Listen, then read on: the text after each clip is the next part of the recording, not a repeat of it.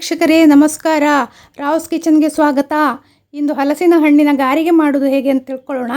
ಫಸ್ಟಿಗೆ ಒಂದು 10-25 ಹಲಸಿನ ಸೊಳೆ ಅದನ್ನು ಚೆನ್ನಾಗಿ ಕ್ಲೀನ್ ಮಾಡಿ ಇಟ್ಕೊಳ್ಬೇಕು.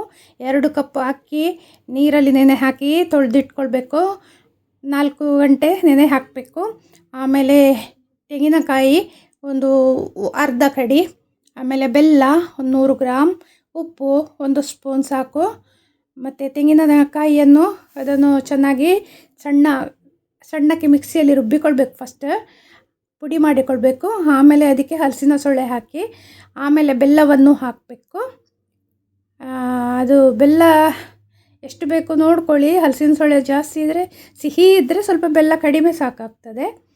ಆಮೇಲೆ ಅದನ್ನು ರುಬ್ಬಿಕೊಂಡು ಬನ್ನಿ. ನೀರು ಹಾಕಬಾರ್ದು, ಗಟ್ಟಿಯಾಗಿ ರುಬ್ಬಬೇಕು. ಅದಕ್ಕೆ ತೊಳೆದಿಟ್ಟ ಅಕ್ಕಿಯನ್ನು ಹಾಕಬೇಕು. ಆಮೇಲೆ ಉಪ್ಪನ್ನು ಹಾಕಬೇಕು. 1 ಸ್ಪೂನ್ನಷ್ಟು ರುಬ್ಬಿಕೊಂಡು ಬರಬೇಕು. ತುಂಬ ಸಣ್ಣ ಆಗಬಾರ್ದು, ತರಿಯಾಗಿ ರುಬ್ಬಬೇಕು. ಆಮೇಲೆ ಅದನ್ನು ಎಣ್ಣೆಯನ್ನು ಒಂದು ಬಾಣಲೆಯಲ್ಲಿ ಹಾಕಿ ಕಾಯಲಿಕ್ಕೆ ಬಿಡಿ. ಅದು ನೋಡಿ ಗುಳ್ಳೆ ಬರುವಾಗ ಅದು ಕಾದಿದೆ ಅಂತ ಲೆಕ್ಕ. ಅದಕ್ಕೆ ಇದನ್ನು ನಾವು ಕಡ್ದಿಟ್ಕೊಂಡೇವಲ್ಲ ಮಿಕ್ಸಿಯಲ್ಲಿ, ಆ ಹಿಟ್ಟನ್ನು ಕೈಯಲ್ಲಿ ಉಂಡೆ ಮಾಡಿ ಹಾಕಬೇಕು. ಅದು ಎಣ್ಣೆಯಲ್ಲಿ ಎಷ್ಟು ಹಿಡಿತದೋ ಅಷ್ಟು ಹಾಕ್ತಾ ಇರಬೇಕು.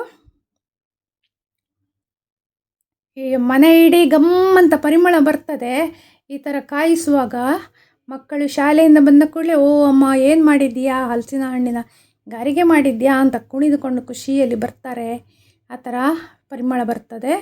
ಈಗ ಇದನ್ನು ಕೂಡಲೇ ನೀವು ಸಟ್ಟಿಗೆ ಹಾಕಬೇಡಿ, ಯಾಕಂದರೆ ಅದು ಒಂದಕ್ಕೊಂದು ಅಂಟಿಕೊಳ್ತದೆ. ಸ್ವಲ್ಪ ಬೆಂದ ಮೇಲೆ ಅಡಿಯಿಂದ ಸ್ವಲ್ಪ ಎಬ್ಬಿಸಿ, ಹಾಗೆ ಬಿಟ್ಟರೂ ತಳ ಹಿಡಿತದೆ. ಸೊ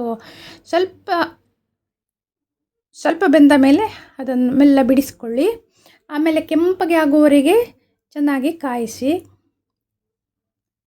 ನೋಡಿ, ಈಗ ಹೊಂಬಣ್ಣಕ್ಕೆ ಬಂತಲ್ಲ, ಈಗ ಇದನ್ನು ಸಾಕು, ತೆಗೆದಿಡಿ.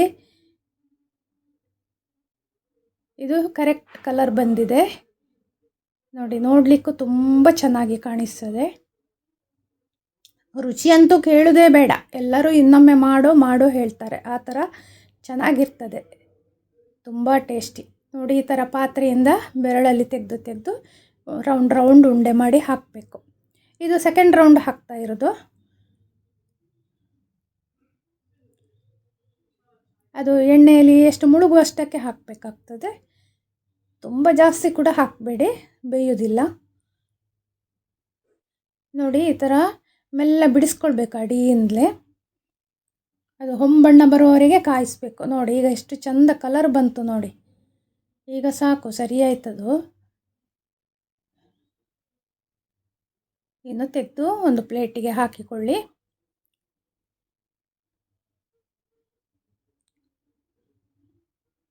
ತಿನ್ನಲಿಕ್ಕೆ ಭಾರಿ ಚೆನ್ನಾಗಿರ್ತದೆ.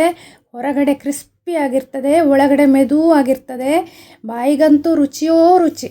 ನೀವು ಮಾಡಿ ನೋಡಿ. ಇಷ್ಟ ಆದರೆ ಲೈಕ್ ಮಾಡಿ, ಶೇರ್ ಮಾಡಿ ಮತ್ತು ಸಬ್ಸ್ಕ್ರೈಬ್ ಮಾಡಲು ಮರೆಯಬೇಡಿ.